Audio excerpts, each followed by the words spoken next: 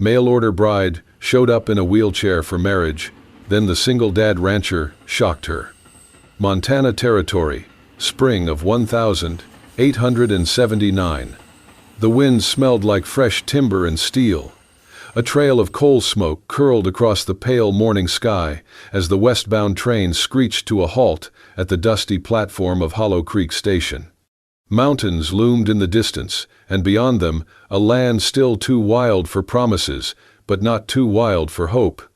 Jesse Holt stood tall in his weather-worn boots, one hand resting on the shoulder of each of his twin children, Matthew and Maisie, both barely 8.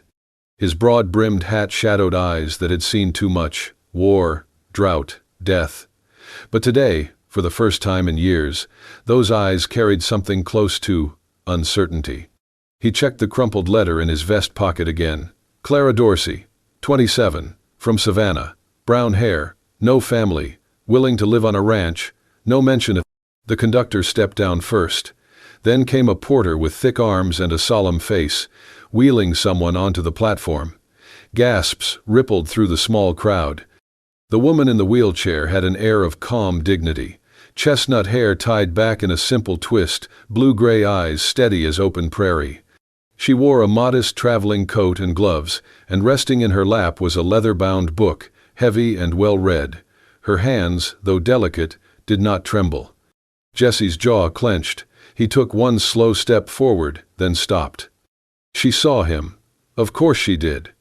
"You must be Mr. Holt," she said, her voice soft but clear. "I am Clara Dorsey." He took off his hat slowly. "Ma'am." For a beat, no one moved. Then, the silence broke. "Papa, is that her?" Matthew asked, tugging at Jesse's duster.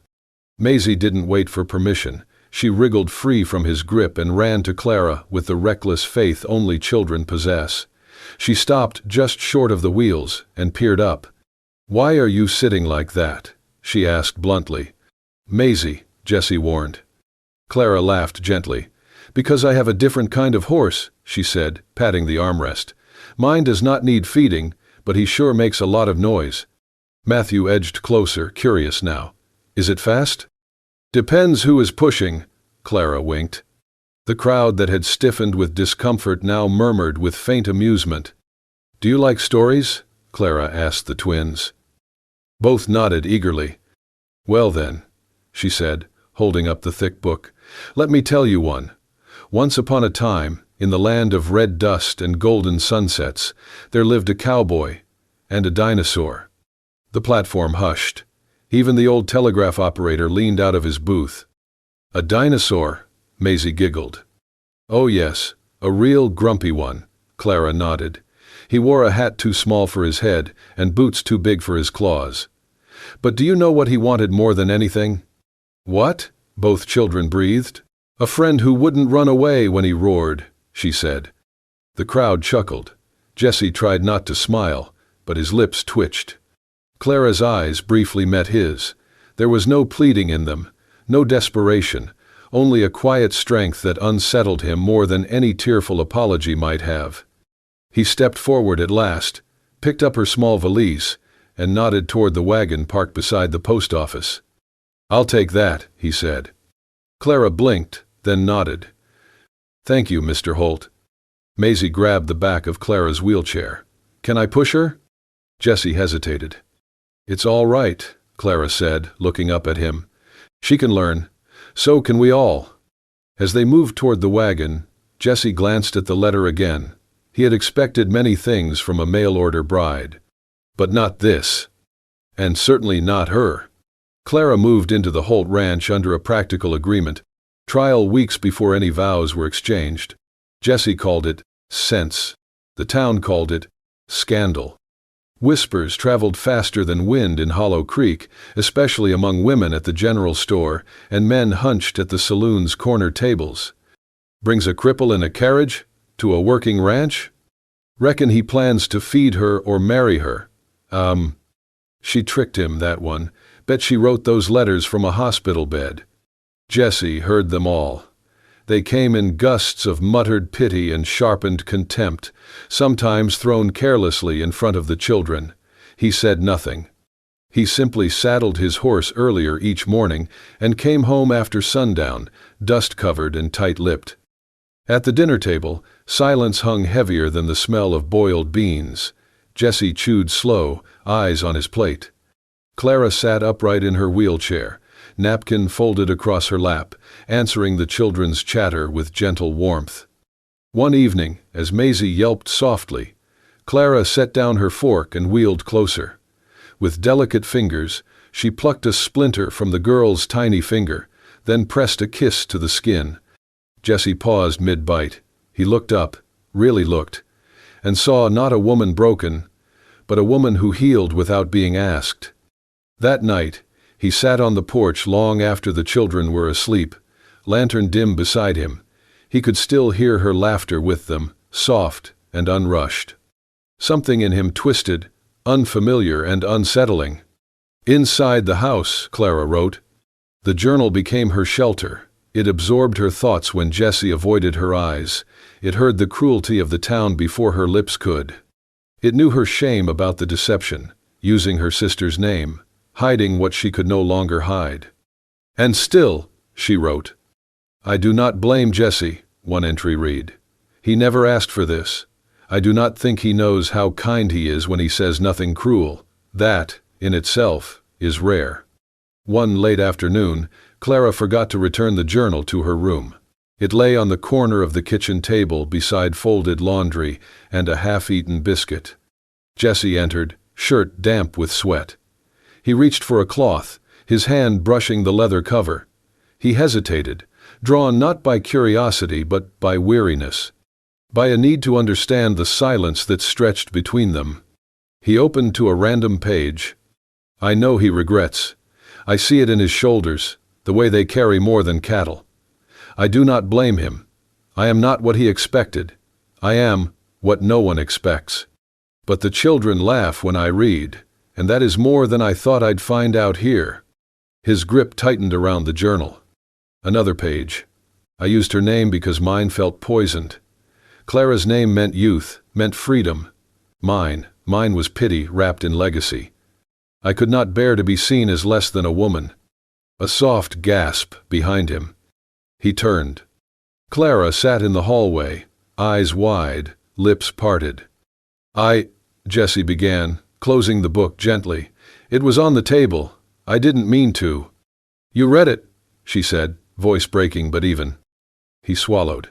Just a few lines. She waited, shoulders stiff, bracing. I did not know you felt that way, he said. I did not know any of it. Clara blinked rapidly, voice low. It's all right. I do not blame you. I just needed somewhere to put the words. Jesse didn't move, didn't reach out, but he did not turn away. You've been honest in those pages, he said quietly. And I've been a coward. Her brows lifted. I kept my distance because I thought silence would be easier than kindness, but maybe kindness is the only thing worth the trouble out here. For the first time in days, Clara smiled, just barely, and Jesse, for the first time, didn't feel like he was failing someone, not entirely. Outside, the wind picked up, rustling the barn's tin roof. Inside, something softened. The morning was still young when Jesse heard hooves and wagon wheels outside the barn. The mail carrier handed him a small bundle, mostly supplies, and one letter in delicate cursive. He paused. To Eliza Dorsey. From Clara Dorsey. He stared at it before walking back into the house, boots heavy on the wooden steps. Clara, or whoever she truly was, sat by the window with a basket of sewing. Her hands stilled when she saw the letter. Jesse didn't speak, just held it out. She looked from the envelope to him, her lips parted. My name is Eliza, she said softly. Clara is my younger sister. Jesse didn't sit, he waited. Eliza exhaled slowly. My father was Judge Dorsey. He sentenced more men to hang than any other judge in the South. He made enemies. One day, they came for us.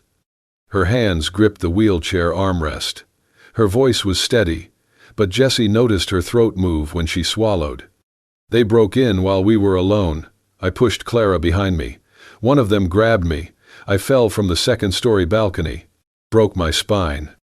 She lifted her chin. I lost more than my legs. I lost my place in the world. I became someone who needed help, someone they pitied. Jesse's gaze didn't flinch. He listened. When Clara got married, she let me use her name. Said it was my only chance. I didn't want to deceive you. I just wanted someone to meet me, without seeing the chair first. She held the letter to her chest, her voice steadied. I didn't come here to trap you. I came to prove I am still a woman, that I can give something, that I deserve to love and be loved. Jesse stayed silent. Eliza thought he might walk away, but he stepped forward and knelt, meeting her eyes. I'm not angry that you lied, he said. I'm angry you thought you weren't worth the truth. Her breath caught. From now on, he added, live with your own name. Eliza's fingers tightened around the letter, but she didn't look away. Jesse reached out and placed his hand on hers. No pressure, just presence, a warmth that said, I see you. The silence shifted, not a wall, but a bridge. That night the house was quiet. The children had gone to sleep early, worn from chasing fireflies. Jesse knocked gently, entered with a small tray, a single cup of chamomile tea, steam curling. I made this, he said. Well, tried. Eliza raised a brow. You made tea? I did. He handed her the cup. No one died. She smiled, holding it. Jesse stood at the window, arms folded. My wife, she was sick for years, strong and stubborn, but nothing could stop what was coming. She passed before I said what I should have. Eliza listened. I told myself I'd never love again, that it was safer. He turned, eyes shadowed but clear. But then I saw how you hold my daughter's hand, how you read stories like their hearts matter, and I thought, maybe some things are worth the trouble. Eliza looked down at the tea. Maybe we're both broken, she said. Two splinters in the same world. He nodded. But broken pieces can still build something. Well, she looked up, smiling. Thank you for calling me by my name. Jesse gave a small nod. Good night, Eliza. Good night, Jesse. And for the first time since arriving in Montana, she felt something that wasn't survival. It felt a little like beginning. The next morning, Eliza was up before the sun crested the distant hills. The house was still, save for the rustling of the wind through the shutters. She had learned to move quietly, wheeling herself across the creaking wooden floors with practiced ease. By the time Jesse came in from the barn, the children were already sitting at the kitchen table, their small fingers clumsily twisting laces under Eliza's guidance. You cross it like a little log bridge, she said patiently, demonstrating on one of Matthew's boots. Then the bunny goes under, just like that. Matthew furrowed his brow. But why does the bunny go under? To find the carrot, of course, Eliza said, smiling. Jesse paused at the doorway, taking in the scene, his children laughing, completely absorbed in her presence. His eyes settled on Eliza. There was flour on her sleeve, a smudge on her cheek, and a ribbon hanging from her pocket. Later that evening, Eliza sat with Maisie on the porch, carefully brushing and tying the girl's hair with a faded sky-blue ribbon. This was my mother's, she said, fingers nimble despite the tremble in her wrists. She used to braid my hair every Sunday morning. Did she make you pretty? She made me feel pretty, Eliza replied softly. From the corner of the barn, Jesse watched. He had gone there to fetch tools, but found himself rooted, listening to the softness of her voice, the way Maisie leaned into her side. He had not realized how often the sound of laughter had left this house, until now. One afternoon, while the sun cast gold over the dry field, Matthew tripped on a stone running through the yard. His cry rang out sharp and sudden. Eliza moved instinctively. She pushed the wheels hard, reaching out from her chair just in time to catch him before he hit the ground. The boy was safe, but Eliza wasn't. Her chair tipped. With nothing to brace her fall, she collapsed onto the dirt, arms still wrapped protectively around Matthew. Jesse, emerging from the stable, broke into a run. When he reached them, He found Eliza lying in the dust, face smudged, skirt torn, her body curled instinctively around his son. "You all right?" he asked, dropping to one knee. "I have had more graceful days," she said with a breathless chuckle. He reached down, and with a gentleness that surprised them both, lifted her into his arms. Her weight felt lighter than expected, but solid, real. She smelled of lavender and dust. As he carried her back toward the porch, Eliza said, cheeks flushed, "I thought I could be a superhero today." Jesse looked down, his voice rough but warm. "You are. You just forgot your cape." Their eyes met, not with pity, not with awkwardness, with something quieter, more honest. That evening, Jesse found himself lingering longer over supper, watching her hands as she passed the potatoes, watching her lips as she read the children to sleep, wondering how the absence of movement could still carry so much life. The next day, the weather turned dry and still. The children played near the old grain shed while Eliza sat beneath the shade of a cottonwood tree, a journal in her lap. Then she heard the hiss. At first, it was faint, a whisper against the grass. Then sharper, urgent. She turned her head. Near the shed, a rattlesnake coiled low in the brush.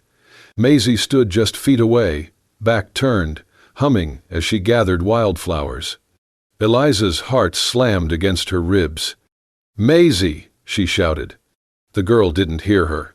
Eliza scanned the ground. No rocks, no stick, only her journal, her ink bottle. Without thinking, she grabbed the thick glass inkwell and hurled it. The bottle sailed through the air and struck the snake's head with a sickening crack. Maisie shrieked, stumbling backward. Jesse came tearing out from the barn. By the time he reached them, Eliza was already wheeling herself forward, face pale, arms shaking. Maisie ran straight into her lap, sobbing. "I heard it," the girl whimpered. "It was so close." "I know, baby. I know," Eliza whispered, cradling her. Jesse stood frozen, eyes on the broken glass, the lifeless snake, the woman who had saved his daughter without hesitation. "Mama Eliza," Maisie sobbed. "Mama Eliza." Jesse's breath caught in his throat.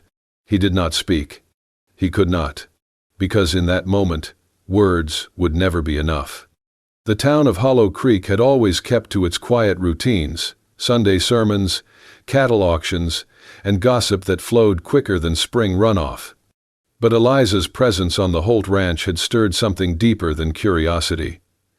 It stirred discomfort. At the general store, women whispered behind sacks of flour. On the chapel steps, men with calloused hands exchanged frowns between puffs of tobacco.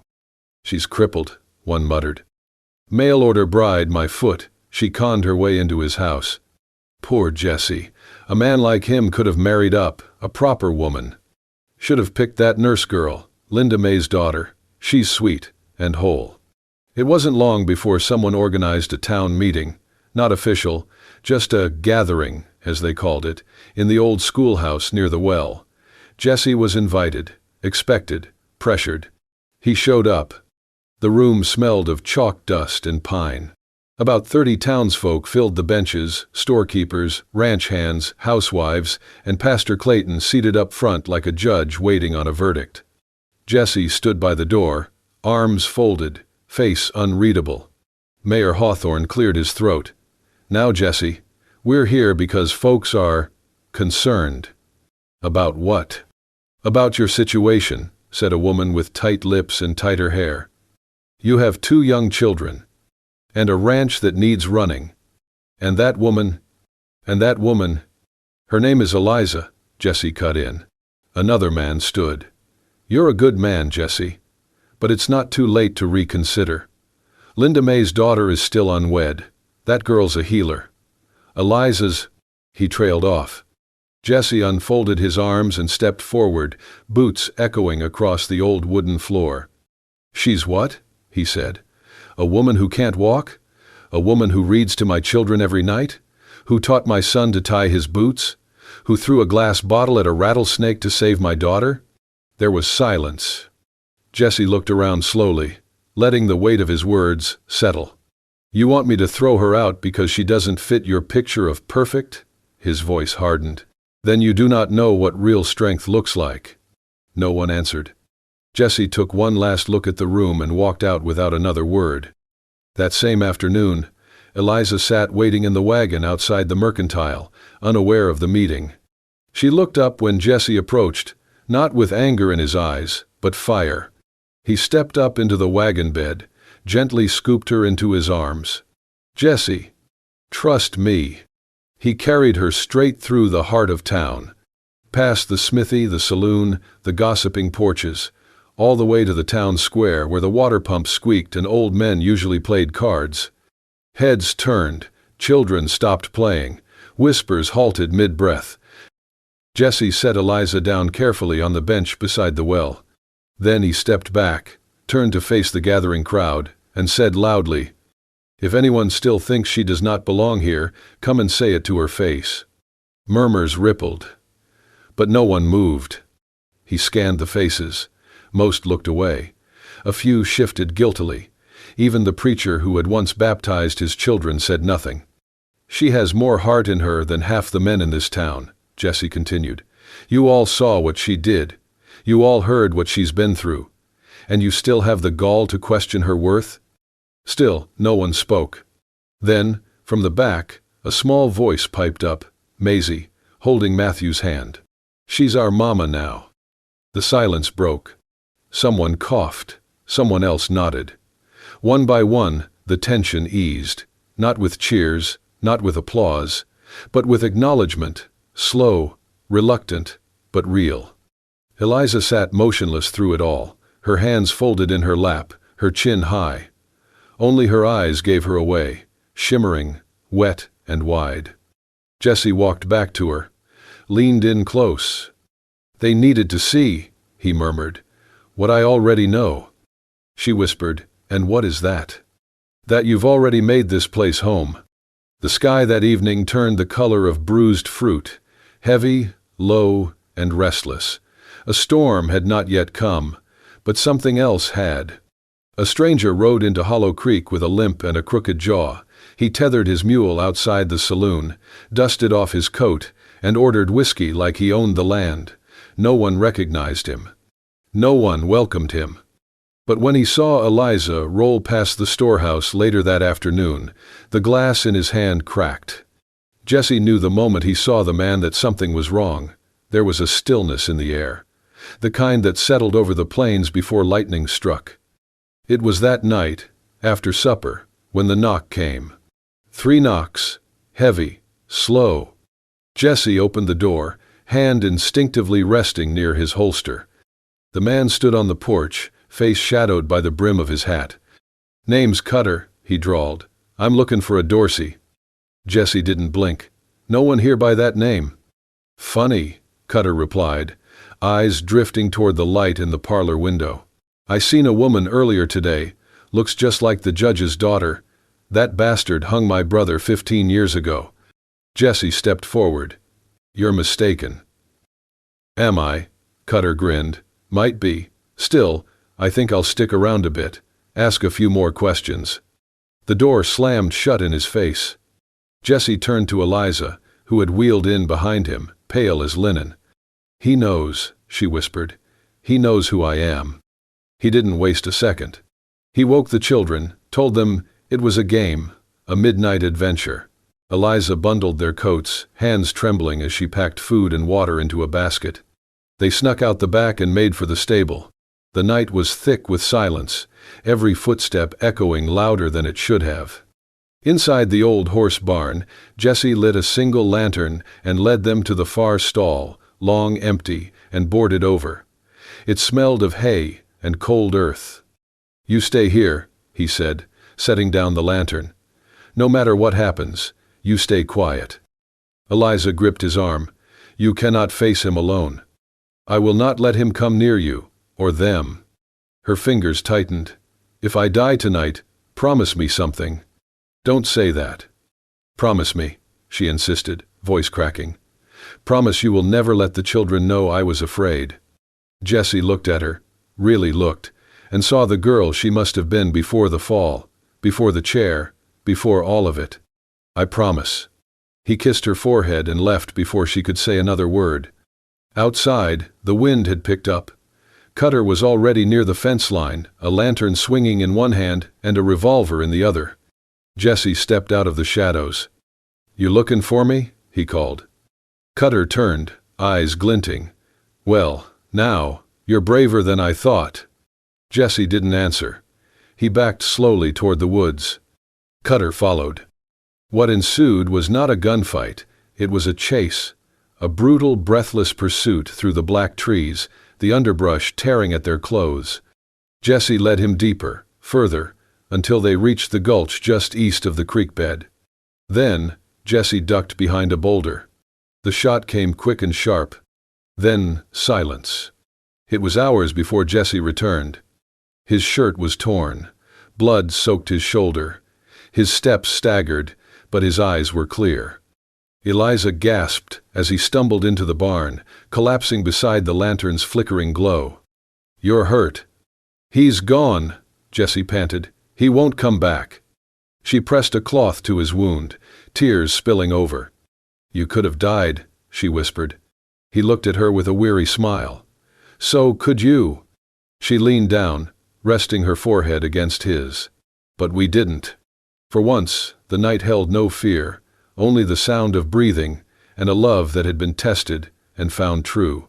Rain drummed steadily against the roof, a steady rhythm that echoed through the silent house.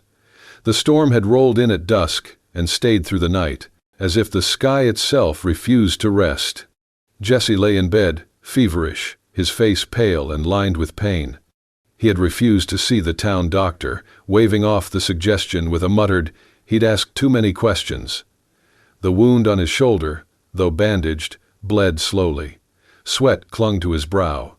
Eliza had not left his side.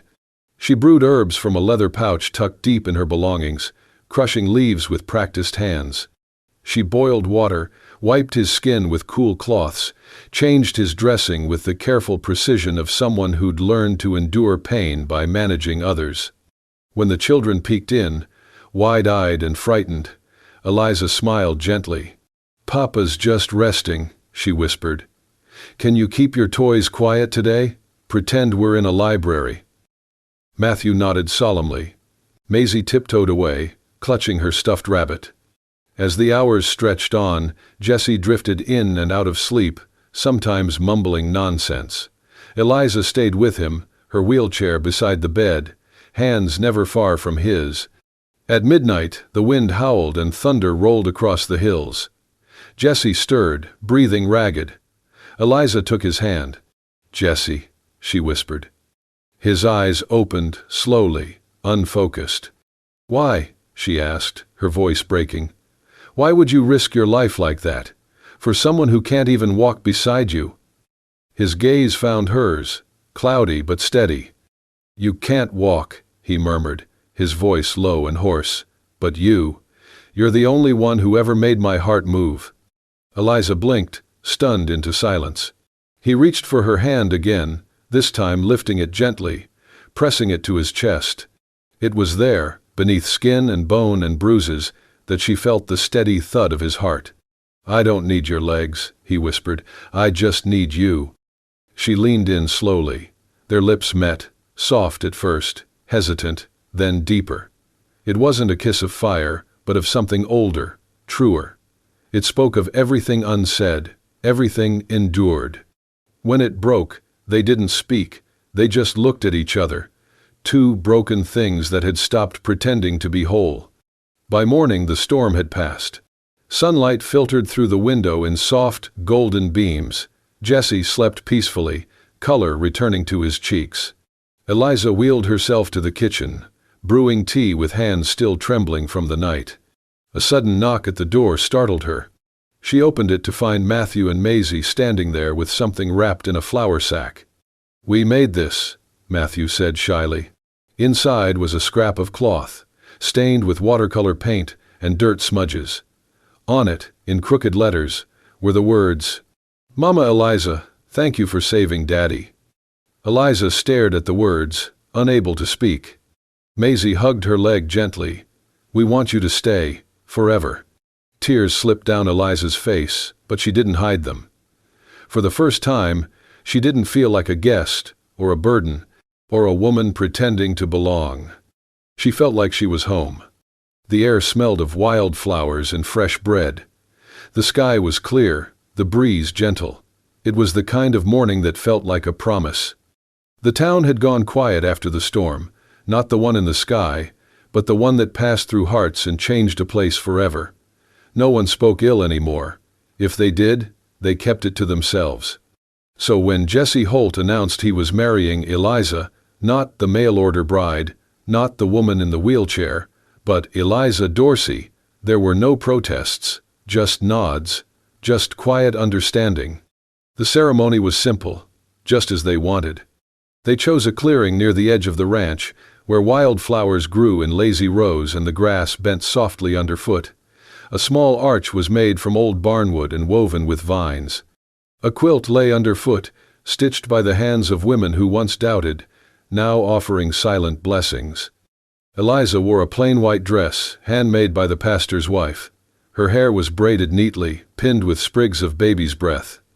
In her lap she held a bouquet of dandelions, daisies, and 2 bright red poppies, picked that morning by Matthew and Maisie.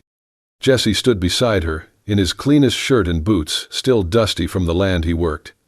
His eyes never left her face. Guests arrived slowly. At first, just a few, the pastor, the general store owner, a shy widow with a fresh pie in hand. Then, more. Neighbors who had once whispered now came with casseroles and soft eyes. No speeches, just presence. The pastor cleared his throat. "We are gathered here," he began, "not to celebrate perfection, but the courage of choosing love, even when it comes with scars, even when it walks a different road or rolls its way to the altar." Eliza smiled. Jesse reached for her hand. The pastor continued, reading from Scripture, then paused. "If anyone here has cause to object to this union, speak now or forever hold your peace." Silence. Not the stiff kind, but the full kind, reverent, accepting. Jesse knelt slowly, carefully, before her. He took her foot gently in his hand, the foot that felt nothing, the one she had once cried over in secret. He pressed his lips to the top of it, then looked up and said, loud enough for all to hear, "These are the strongest legs I've ever known." Eliza's hands trembled. She tried to speak, but no words came, just tears. Happy, honest, healing tears. The ceremony ended not with applause, but with Jesse lifting her from the chair and carrying her into the field of flowers. There, under the vast Montana sky, he twirled with her in his arms. It wasn't graceful. His boots stumbled, and her bouquet slipped.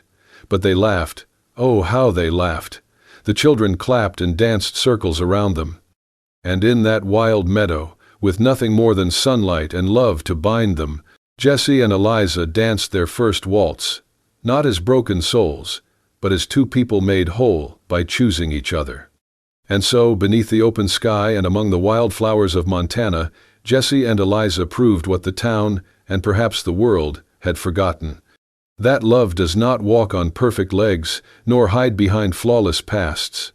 It simply shows up, stays, and chooses, again and again.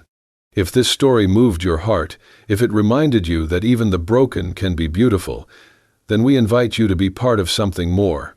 Subscribe and hit the hype button to support soul-stirring stories, where we bring you unforgettable tales of love, loss, and the wild human spirit.